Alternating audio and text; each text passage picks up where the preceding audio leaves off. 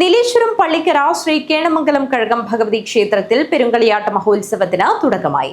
നീണ്ട 17 വർഷത്തെ ഇടവേളയ്ക്ക് ശേഷമാണ് ഇവിടെ പെരുങ്കളിയാട്ടം നടക്കുന്നത്.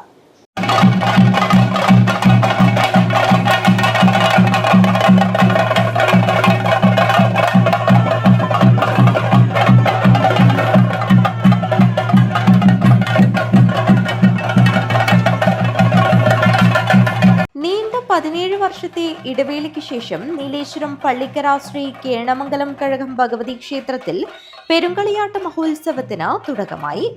ദേശാധിപയായ പള്ളിക്കര ശ്രീ ഭഗവതി ക്ഷേത്രത്തിലെ ശ്രീകോവിലിൽ നിന്നും ചങ്ങലവട്ടയിൽ പകർന്നു നൽകിയ ദീപം ക്ഷേത്രം അന്തിതിരിയനും ആചാരക്കാരും സ്ഥാനികരും ആചാരപ്പെരുമയിൽ എഴുന്നള്ളിച്ച് ക്ഷേത്രത്തിലെ പള്ളിയറയിലും കന്നിക്കലവറയിലും അടുക്കളയിലെ കുഴിയടുപ്പിലും പകർന്നതോടെയാണ് 6 നാൾ നീണ്ടുനിൽക്കുന്ന പെരുങ്കളിയാട്ടത്തിന് തിരിതെളിഞ്ഞത്.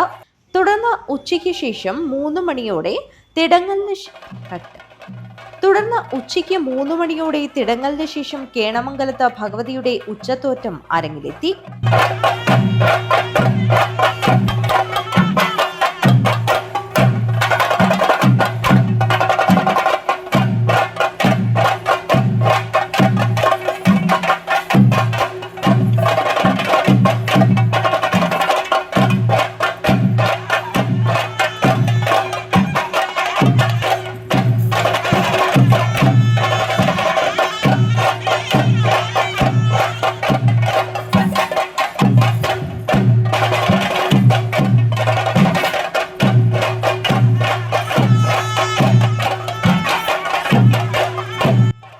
തോറ്റം ചുഴലിന് ശേഷം രാത്രിയോടെ തൂവക്കാരൻ, പുലിയൂർക്കണ്ണൻ, വെള്ളാട്ടവും കാലിച്ചാൻ ദേവവും അരങ്ങിലെത്തി.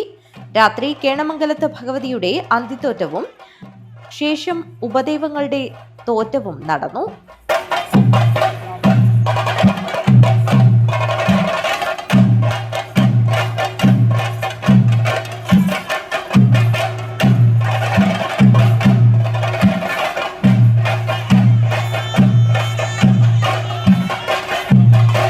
News bureau, Nileshwaram.